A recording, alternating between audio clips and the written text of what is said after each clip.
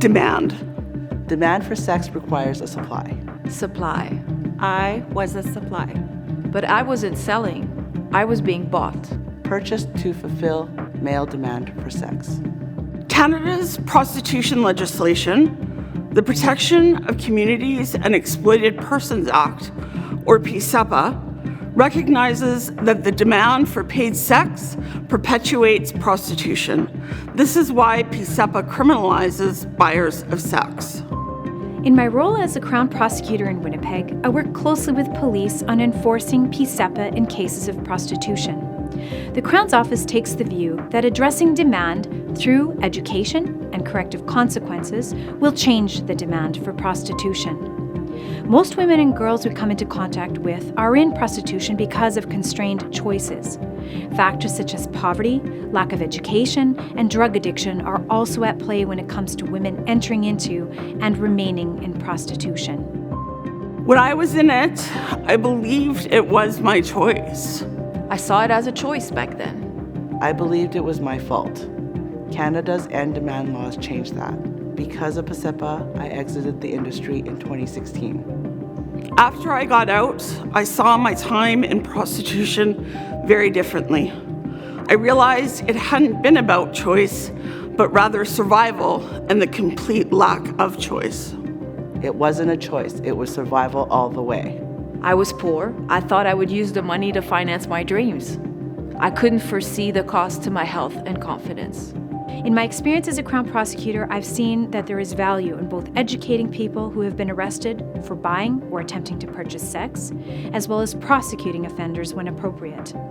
Both courses of action have a common purpose: addressing demand. When a first-time offender qualifies, we refer them to the Salvation Army Prostitution Offender Program in an attempt to educate them on the harms and realities of prostitution.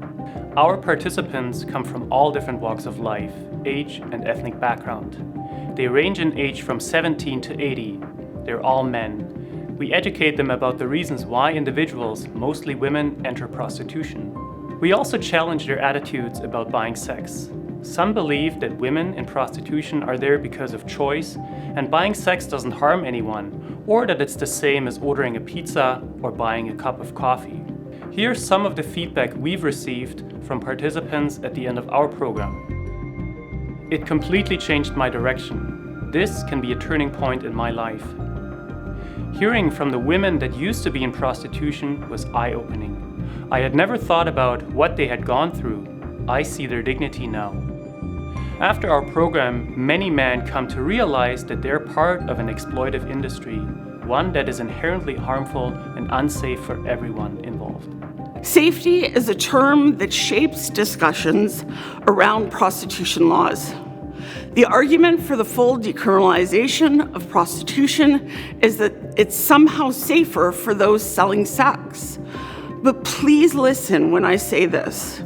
Prostitution is inherently violence against women, and full decriminalization lets the ones committing that violence off the hook, the purchasers of sex.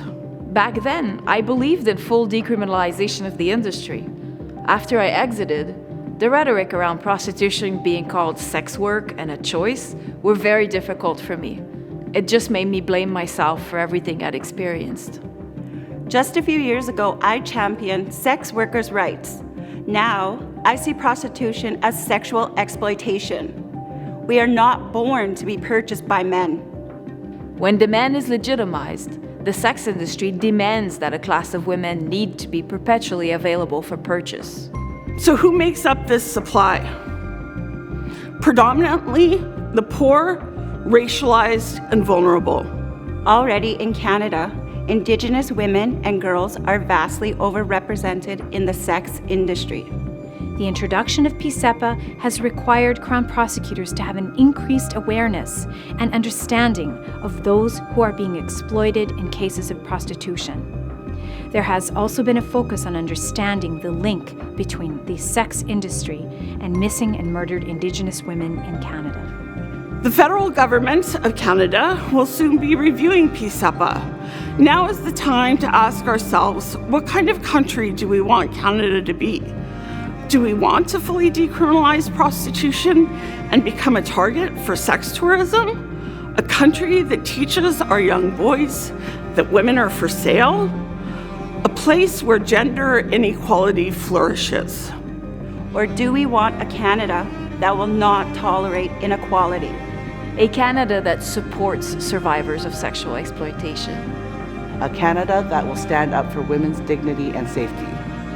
To be this Canada, we must continue to challenge society's attitudes about buying sex. This involves the continued criminalization of the demand, more education for sex buyers through prostitution offender programs. It must involve better support for women who wish to exit the sex industry. Support such as a guaranteed livable income, housing, addiction services, and counseling services. Without demand, women would not be sexually exploited. Without demand, prostitution would not exist. PASIPA targets the demand. It saved my life. We need to end demand.